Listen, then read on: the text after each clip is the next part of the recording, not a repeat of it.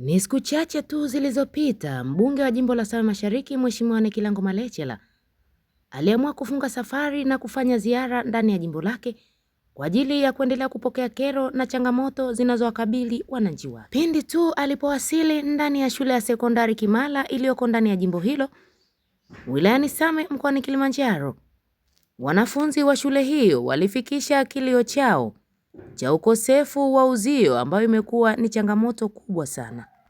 Ndugu Mheshimiwa Mbunge, napenda kushukuru kwa kuweza kutembelea shule yetu ya Kimala.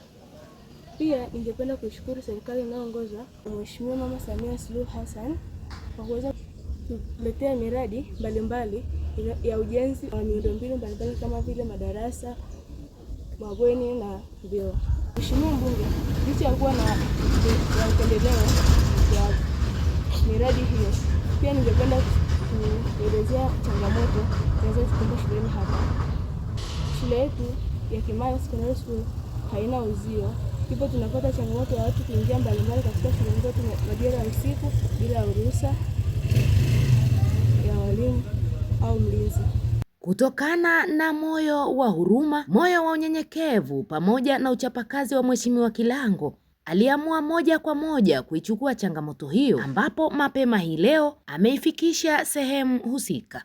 Mheshimiwa Mwenyekiti, nashukuru. Pamoja na kwamba Mheshimiwa Waziri umejibu kwa ujumla, lakini naomba kuuliza swali kwamba mimi nina shule ya sekondari ya Kimala ambayo ni high school ya wasichana tu.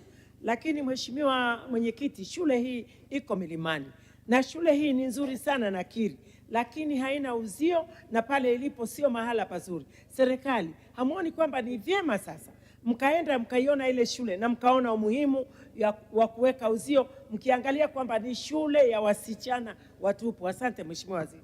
Mheshimiwa Mwenyekiti, kimsingi uzio katika shule zetu ni hitaji muhimu kwa ajili ya usalama wa watoto wetu wa kike lakini pia wa kiume, na serikali inatambua umuhimu huo, na ndio maana katika kila mwaka wa fedha ziko shule ambazo tumeendelea kutenga fedha kwa awamu kwa ajili ya ujenzi wa fensi, lakini pia tunaendelea na kujenga miundombinu mingine.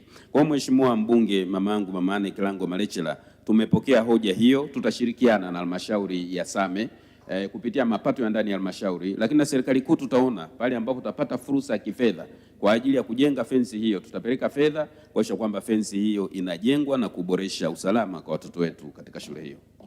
Kutoka hapo sina la ziada.